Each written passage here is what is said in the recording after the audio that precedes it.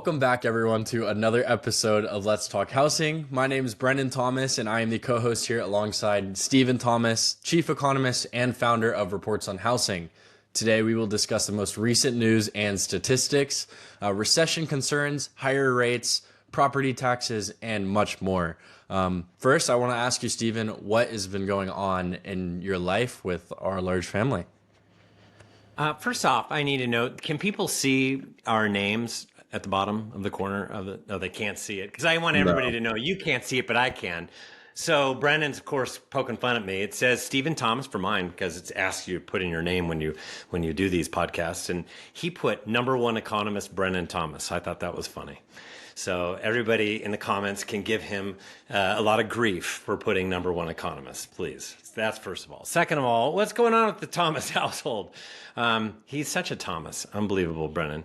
What's going on with the Thomas household? I just saw him earlier today because we had a big birthday bash for our brand new crowned 6-year-old. Ezekiel turned 6 today.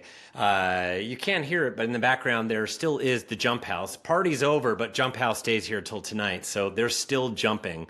The kids are, even the teenagers are still jumping in the bounce house. That's how it works here because they know that they have until like 8 p.m., 9 p.m. to continue to jump until that jumper is taken away. So that's what's going on in our neck of the woods is this big birthday bash. He brought cupcakes to school yesterday and then had his friends over today and bouncing around had cupcakes and has all these fun presents and super easy to have a 6-year-old little boy's birthday party. Anyways, that's what's going on over here. How about you, Brennan? What's going on in your neck of the woods? Not much, just my usual with soccer. I've been watching Arsenal.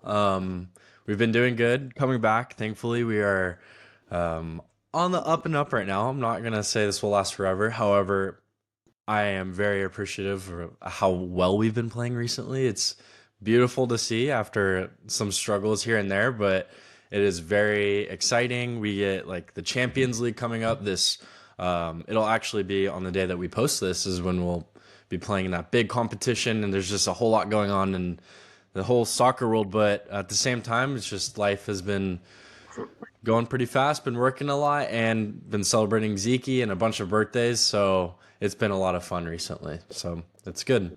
But Steven, as usual, what is happening with the real estate industry with supply, demand, and expected market time? So, been saying it that what we've seen is a very flat inventory and demand that's crushing higher. That's typically what happens during the winter. But now we have this little issue with rates. So mortgage rates had dropped all the way down to near 6.5, not quite 6.5 with no points. And since then, with different economic news, it's popped up above 7%, and today being not an exception, it's popped up even further. So it's making its way up north. When we go above 7% for interest rates, with where values are across the United States, especially in the Bay Area, can't even say it, Bay Area and Southern California, that makes things, it's too expensive. So what happens is the higher rates go, the more potential borrowers that are out there can no longer afford homes and they pull themselves out of the market. We saw that when last October when we drifted all the way up to 8%. From the end of July all the way until the second week of December, we had interest rates that were higher than 7%, and it really had an impact on the market. It slowed things down a little bit, which means that sellers had to be better priced or they were going to sit on the market a little bit longer than if interest rates were less than 7%. That seems to be a big threshold. As we know, 6% is going to be the next big threshold as rates drop down the road. So what we're seeing right now is in many markets, we're actually seeing a rise in the expected market time. That is, place your home on the market. When are you opening up escrow? It is what we have. It's not days on market. It's a function of supply and demand. So what we're seeing is demand isn't going up nearly as much as supply is actually increasing. Now, we can get a slight increase during the wintertime with supply, but it's typically not that big. Supply tends to start to really increase from mid-March And then April, it really increases, and May is the biggest increase for all markets across the U.S. But that's when we're into the spring season. We're actually seeing a little bit more of an inventory rise than the rise in demand that we're receiving over the past like couple of weeks. And as a result, in many markets, we're actually seeing the market slow slightly. That's not atypical. We typically get it getting hotter and hotter and hotter until we get to right around March 1st. Now, that's close. That's in a couple weeks, but it's happening early. What's making it happen early? The fact that interest rates have risen a half a point in a very short period of time. And actually even more than that in a very short period of time. It's just pushing buyers out of the marketplace, so there's not as much churn. So that's kind of what's going on. It's not what we like to see in real estate land. I want to see rates come down so that more buyers can participate, as well as more homeowners come on, so that the frozen real estate market that we experienced in all of 2023 can finally thaw out. We are starting to see some signs of it, but now it's starting to freeze up a little bit with rising rates. That should change down the road, but we'll talk about that more later. So I know you talked about interest rates increasing due to some economic readings. What were those economic readings that came out in specific, if you know? Yeah, it started with the first jobs report. So we started to see in January, there were economic readings for December that were too hot. And then we got to February, and these economic readings that are coming out one after another, it is paving this pathway of, you know what, the economy continues to just work on all cylinders, and it's not quite there on slowing down. And what is that we're seeing? It started off with CPI, not actually jobs reports. Reports came out first. It was too high. We created more jobs in January than what we originally had, what the expectations were. That's too hot. Then we got to CPI, and it too was too hot. It also, with it being so hot, there was this shelter index has this owner equivalent rent, and it did the first thing it's done in 30 years. And it's actually not doing what rents nationally are doing. And it actually increased when it's been decreasing, which it's this phenomenon that we don't understand. It's a horrible index. I won't even get into why it's such a horrible index, but that was the main reason why it was off. So we had in the inflation rate read from month to month for core actually be the same. And then we also had, today we had the producer price index. That was too high. We also had the Fed speak. The Fed spoke, and they were kind of talking about, yeah, it's not going to happen, this rate cut in March. And we're very data dependent. I mean, eventually we're going to get to it, but we're going to wait till we see more proof that it's going the right direction. The only thing that came out, but it was in the end of January, that was the PCE, and that's another inflation read. And this is what they like the most. A lot of people follow CPI, but it's actually the PCE, and they follow that, and that's actually been really showing 2% inflation, or actually less, over the last several months. So that's actually really good news, which shows that they've already achieved their objective, because that's really what they focus on.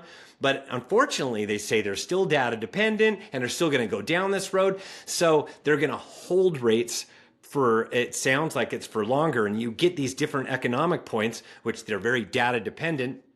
They should come down. They didn't. They were kind of talking, and they were way too hawkish again. And so then all these reads that have been too hot, including the one today, and that's where we have the producer price index, and it was way too hot. So you get these things, and it sounds like, the economy's off to the races. So we had another giant jump in rates today. So we've gone from, I don't know where they are today, like what's 7.14% or somewhere around there. And they were at 6.6 recently. So that's a big giant change now where they're at today. So way too many hot economic readings that have come out one after another, after another, after another. But I've been saying that we're probably not going to see this slowdown until the spring. hate to break it to everybody, but I was excited to hear the Fed change their tune back in December, and some of the economic readings coming in. But I didn't want to kid myself because a lot of these data lines are very choppy, and they know it. I know it. Economists know it. However, you start getting all these talking heads, and they start saying different things, and you see that the way the investments work. You're seeing that what's happening is Wall Street saying, "Uh-oh, it's going to be longer," and they're way overthinking things. They are overthinking things to the point where that's why we get this big jump. Now that rates are starting to get higher, the Fed is starting to get afraid that they're going to cause too much damage. And you can already see a lot of these Fed presidents came out this week and they're starting to talk down and calm down the markets, even though these different readings have come out. So it'll be interesting how they orchestrate it because they don't want to see that rates start floating all the way back up to 8% again. They got a little spooked when rates got that high because they know that this will cause some damage. Banking side of things, there's a lot of different issues, the commercial side of things where it will be a real problem. They don't want to see it. And that's kind of where then they start talking dovish. So they're talking out of both sides of their mouths right now. They need to stop it. They need to stick to a script. And that script is that inflation is going to come in nicely and it will continue that pattern. You can't take one reading as if that is it. You've got to look at the overall direction, the overall trend, and what we know where things are going to head. And unfortunately, they're not forward thinking enough. Now they're data dependent, which means they're looking in the rearview mirror. Now, in response to that, you saying that they're very data dependent, is it possible, and I'm not saying this is right or wrong, that they could change their tune and do a quarter point basis increase for the next Fed meeting? Is that in the cards at all, or is that just like not possible? Yeah, I actually heard this from various, I think a Fed president actually, or there was a Fed president that was being asked this question, and they couldn't rule it out, is what they said. They're going to say that. They're absolutely going to say, I can't rule it out. But I'm telling you, if they did something like that, you would see interest rates probably spike above 8 and they would have a real calamity on their hands. They'd be way overly restricted because like I said, inflation's going to come down and that is a bad indicator because there are a lot of headwinds that they know are out there. They're not going to talk about them because they're still data dependent. They keep saying that over and over again, but there's going to come a point where this economy does slow and they're going to be behind the curve if they continue to do this data dependent. We have these weird readings because the months of January and February are wonky as far as the economic data is concerned. There's a lot of recalibrations. There's a lot of there's big changes that go on. We can have an overly hot economy that happens with the holidays and different things that happen. But there are some headwinds that we will see in the numbers going forward. One of the reports that came out this week that actually made rates go down is consumption. Consumption's down. What is the biggest piece of GDP, Brennan? Great question. What is it? Consumption. 70% of GDP is consumption. If consumption's going to start taking a whack, which is what we're thinking is going to happen based upon all the different trends that we're seeing, what happens? Consumption goes down, GDP goes down. Then we have an issue. We're not talking recession, we're talking a slowdown. But if we're being overly restrictive and we continue to push the envelope, or let's say we increase things a quarter point, what's going to happen? Then they risk starting a recession. And it's beginning, I'm beginning to wonder, do they want to cause that kind of pain?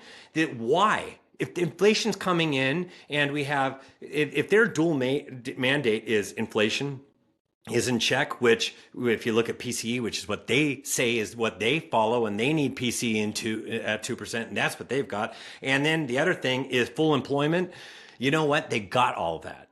And we did, and you could see that the number of quits are down, and there's different metrics within the jobs reports that actually show that, hey, you know what, it's not getting totally out of hand as far as labor is concerned. So they kind of have what they want, which shows that they're overly restrictive. So going up a quarter point would be the dumbest thing they could possibly do. And I there are some professors that are out there that are way smarter than me that follow these aspects of the economy and say that there's just absolutely no way that they could get away with doing something like that. So, and that would be the dumbest thing they could ever do. And they don't want to be causing these kind of ripple effects during an election year too. So they throw that into the mix. And absolutely, I don't think that it's in the cards, even if they say that, you know what, we can't count it out. There might be aliens that land on our planet. Come on, buddy. Don't say that stuff. Well, as rates seem to trickle back up close to 7%, and as of recently past 7%, pending sales dropped 8% year over year, which is the largest decrease we've seen in around 4 months. Is this future is the future still that uncertain as to when we can see a pickup in real estate? It it's not uncertain for what I'm looking at. They can be overly restrictive, but it's going to get to a point where it really does do damage to the economy. So eventually, they're going to have to come down in rates. When they do come down in rates, we will have more inventory as a result of things slowing down. So with inventories rising right now and demand, it is going up, but not as quickly as inventory, and the market's slowing. What that means is that's a recipe, as long as we're above 7%, for inventories to rise. And if inventories continue to rise, because interest rates were a lot lower than where they are today. As a matter of fact, February 2nd of last year, we were at 5.99%, but then the jobs report came out, so we made our way up to the mid sixes. But but interest rates are a lot higher. We're going to add inventory in this season, and then once the economy does slow, demand will pick up, and it will eat that excess inventory, and then we'll get that boost in demand. It's just a matter of when that happens this year. We're prolonging when that happens with where we're at currently right here in February. But like I said, when do I see that the economy really starts to cool? During the spring. I said it's like a 55, or what did I give it? I gave it a 50% chance that it would happen during the spring and a 45% chance that it happens during the summer. There's just a 5% chance that it happens all the way into autumn. Well, spring's right around the corner. It's like in a month from right now. That's midpoint of for our spring market. That's where we're at, the midpoint. So that's from there till the end of May. And that's where I think that we're going to start to see the slowdown. So we see interest rates come down to enough where you're going to ignite demand and eat up that inventory, which means more pending sales activity. So this has everything to do with higher interest rates eating into potential pending sales. That, and this is across the country. We've had a really, really cold winter with many, many blizzards, and that eats into pending sales as well. So, following our previous conversation about the Fed, would you say that they are taking things too far? We've seen them making historical rate hikes in recent years, but could maintaining current rates damage our economy and cause more recession fears? Yeah. So if they don't, the longer they go with not bringing down rates, this is kind of like that whole thing they said recession was not the recession. Inflation was just temporary. They were wrong. It wasn't temporary. It was a lot longer than temporary. But by the time they got around to saying, yeah, you know what, we're wrong, it was December of 2021. They really started to know during the summer of 2021. They just didn't want to spook markets or anything like that, and they didn't make a change until March. That's from summer to March. That's pretty huge. That's a big, long wait. So as a result, they had to go fast and swift with raising rates, and caused damage along the way. Totally squashed and froze the real estate market. Values haven't plummeted or anything like that. So, and there were other sectors that they caused problems with, banking and stuff like that. So this could have been better had they dealt with this differently. And so it wasn't that temporary. It wasn't transitory like what they said. They run the same risk. They should have done something when they met at the end of January, right before February 1st. So they met at the very end of January. Now the next time they meet is going to be in March. They're not going to do anything then either. Then the next time that they're going to meet is going to be in May. Now it's not looking like May either. Then the next time they're going to meet is June. They better do it by June. If they don't do it by June, I'm really beginning to worry the kind of long-term damage that they do when they finally do come down, because they'll have to come down when the economy slows too much. So to do a little quarter point drop is the right move, and to do it slowly. But what sometimes they end up doing is they wait too long, and now all of a sudden they have to act swiftly, and now they're having to throw more at it, where you get this half point drop or something like that. They say that that's not in the cards. They can say that all day long, but it really is. It's kind of like their quarter point increase. You can ask them, would you consider doing a half a point? Well, it's not in any of the data. They don't even want to pretend it, but pretend that that's even in their conversation, but it definitely would be if they caused enough economic damage. So the longer they wait, the more damage they can potentially cause. So recently, we've learned that England reported 2 consecutive negative GDP prints, indicating a recession. Are there any concerns for a looming recession in the US today? Europe's had it a little bit harder than what the United States has had it. We've been a lot more resilient. Our GDP has been a lot stronger and more resilient. The problem with the UK is they broke off from Europe with the euro, and they had that Brexit. Well, now that they're having trading issues. It looks like that they're going to have to come under the wing of the United States, and that's where a lot of their trade patterns going to come from. But they're kind of in this limbo state, so they're a little bit different than us. All these different countries, it's very hard to compare where they are compared to the United States. Canada being another one. They all have these different aspects of their real estate market too. They have real estate that's trending downward because most houses don't have fixed rate mortgages. Instead, they have these adjustable rate mortgages. Well, as we know, with interest rates going up higher, these adjustables, they adjust. They're actually fixed for a while, and they adjust. And they have to go get a new loan, or what ends up happening is the new rates are way too high and overly restrictive. United States is insulated from that. Most everybody has fixed rate mortgages, and the homeowners are sitting in a great spot.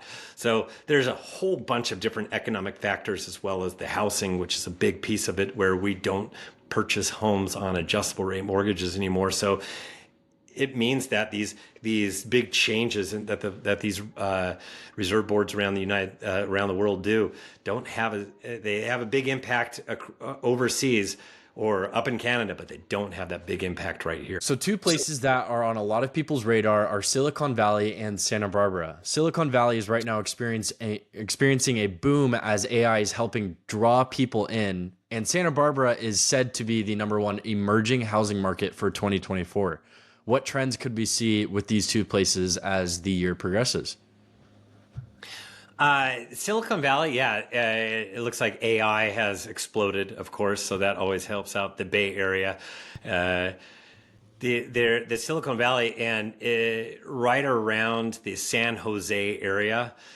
We look at that we have those markets, and it is Santa Clara, all those areas, that specific area. It is ridiculous. That is one of the hottest markets that when I was looking at it, like San Francisco, everybody talks about San Francisco being hit, and they still are. They still are a little more sluggish. They're doing better, but right below San Francisco, it is nutty.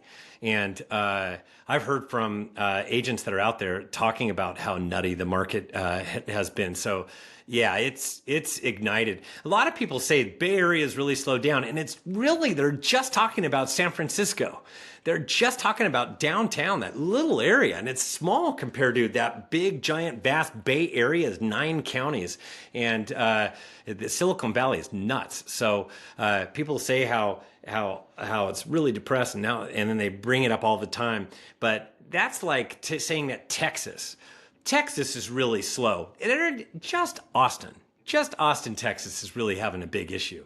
Or all of Idaho, it's just Boise. So you got to be careful what you listen to when they say the San Francisco market or Bay Area, like as if that's the entire Bay Area. It's not.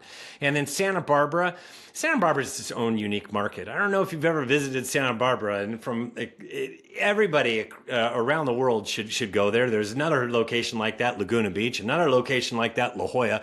So you dot up from La Jolla to Laguna to Newport Coast is kind of like that too. It's pretty nice. But as far as visiting and vacationing, another one is Santa Barbara. These are all super fantastic communities. Then you got San Francisco, the Bay Area right around there. Those are great places. And that's why they've ignited over time. And that's kind of what's happened with Santa Barbara. It's its own unique, tiny little city. It's kind of like the way Laguna Beach is. And there's only so much land. So once you get there, and there's a lot of houses that are being totally redone all the time. So and the shopping there is fantastic, and the food there is fantastic. So that has more to do with it. It's not really like AI or anything like that for Santa Barbara, but that's where they call it that emerging market. They're just looking at what the trends are recently. Well, I want to ask you a question based off of what has happened recently in Southern California. And we had a couple days of rain, which seems a little bit unheard of where we are. I wanted to ask, can weather affect the housing market? Because we know it can affect insurance, but can it influence housing market movements? It can. It's too early to tell, but like I said, most recently we just saw this uptick in inventory. But it's not just Southern California. I don't know how much it rained in Phoenix or how much it rained in Vegas. Pretty much, typically it rains in Vegas when it rains in Southern California. But we're seeing these bumps in the inventory and demand not going up as much. So yeah, it could have an influence. Yeah, I'm not quite totally buying it for the rain situation because you still can see properties. It just depends upon, there aren't a lot of homes on the market. So yeah, it can affect some people, not allowing people for showings and things like that. And we have more rain in the forecast, by the way, coming up next week. So a few days again of more rain. You can see it across the United States. When you have blizzards that are taking place or a lot of snowfall, that definitely can affect the showings of houses and things like that. So there's been different storms that have been barreling across the United States. So this is where data can get a little bit wonky, but we'll get into the spring and we'll really start to see it. So, and hopefully by then we have spring and we have rates that come down, which would be good.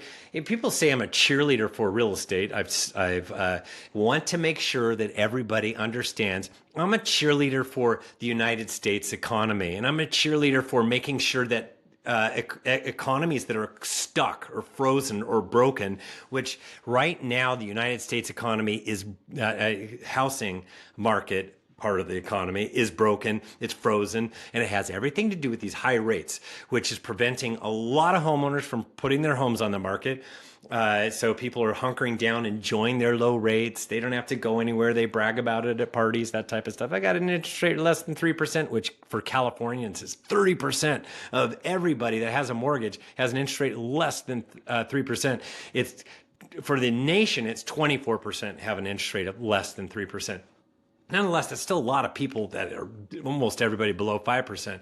So we're limited number of homes coming on the market, not a lot of homes exchanging hands, buying activities down because interest rates are so prohibitive. So you could see the only fix to this, according to the Fed, is once they are proven that the data has come down, which it will, the longer they hold on. We've talked about that. And then we get the data that slows. Then we have rates that come down. And then we can finally unfreeze this frozen real estate market and thaw out demand and thaw out homeowners and more homes come on the market. So an article that I wanted to bring up recently was called What to Expect from Home Prices in 2024 as measured by 15 different housing market forecasts. When we see so many different forecasts and so many different articles, and the way that people are talking, how can we make an educated decision when choosing what to listen to and what to follow? Yeah, and then follow it yourself. Really, it boils down to what do you think is going to happen to these economic, uh, the different economic trends that are out there. There's a number of economic readings, and I mean, I just distributed everybody within reports on housing, all the different economic readings that have the biggest sway on the 10-year Treasury, which mortgage-backed securities has a big sway on it that we've got to watch because the Fed is so data dependent. So who are you going to believe? I mean, I really wouldn't put a lot of credence in Wall Street economists because now Wall Street economists, they know the economics of Wall Street really well, but they try to forecast where things are going to go. And there aren't that many that economists that we listen to that have a really good eyeball on exactly when things are going to happen. Really, what it boils down to is when is the economy going to slow so that the Fed has achieved their objective because they want the economy to slow a little bit from where it's at right here, so we can watch then inflation fall further, and then rates will come down. That is, and then a mission has been achieved and soft landing's been achieved.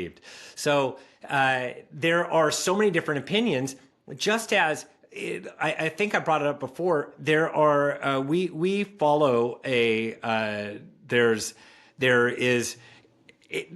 Every single month there is a new forecast that comes out, and that forecast is from I believe it's Fannie Mae, if I'm not mistaken. I don't know why my mind is totally blanking, but they get to make an economic and housing forecast every single month.